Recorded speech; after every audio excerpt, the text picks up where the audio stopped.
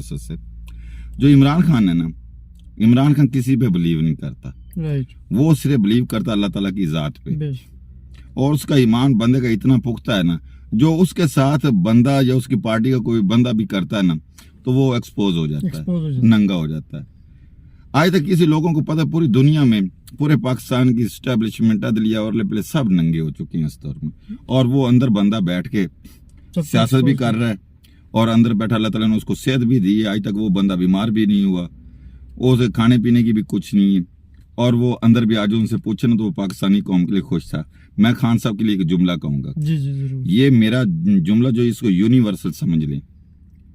Khan corrupt नहीं है, खान अगर करप्ट होता तो जब जमाइमा खान से उन्होंने तलाक ली तो पता कितना उसे हिस्सा आता था, ठीक ठाक हिस्सा, उसे इतना हिस्सा आता था कि वो सारी उम्र बैठ के खाता, उसकी नस्लें खाती रहती ना, तो इमरान खान की वो खत्म नहीं होता था। गोल्ड स्मिथ का जो हिस्सा उसको विरासत से आना था उसका, तो खान साहब ने सिर्फ ये कह के छोड़ दिया कि मुझे ये नहीं चाहिए। तो जायज साहब ने उस वक्त क्या कहा था, जब उन्होंने कहा इतने नफीस आदमी को आप क्यों छोड़ रही हैं, तो उसने जमाइमा खान ने कहा कि मैं पाकिस्तान में नहीं रहना चाहती। तो जब यही मुकालमा जायज साहब ने इमरान खान से किया तो इमरान खान ने कहा कि मैं पाकिस्तान के अलावा नहीं रहना चाहती, ये अगर पाकिस्तान में नहीं रहना चाहती तो मैं बरतानिया में नहीं रह। उस बंदे को उस मट्टी से प्यार है, उसने मुहिब्बे वतन है, उसने ये सोचा कि मैंने यहाँ तब्दीली ले आनी, अगर अल्लाह ताला ने चाहा तो जरूर मुआजिजा होगा, सारी दुनिया कर ले, और ये होना है। ये कहें कि हमने नहीं छोड़ना, ना छोड़े।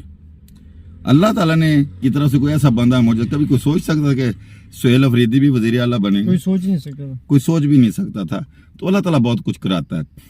एक मैं आखिरी बात अवाम को भी कहूंगा, वो ये है, खान साहब को अल्लाह ताला ने महफूज रखा हुआ है। अगर खान साहब बाहर होते बेनजीर तरह निशाना शायद बन जाते, या पहले 3 हमले हुए वजीराबाद तरह उस तरह हो जाता, ठीक है। तो अल्लाह ताला की लाठी बड़ी बेआवाज है, खान साहब अंदर महफूज और सेफ हैं।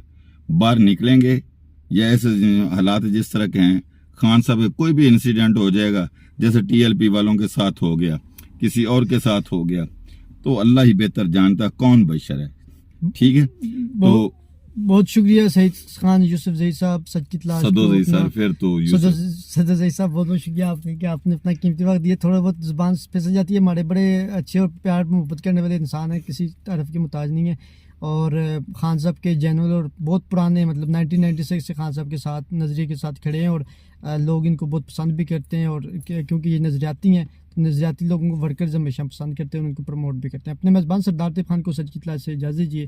खुदा हाफ़िज़।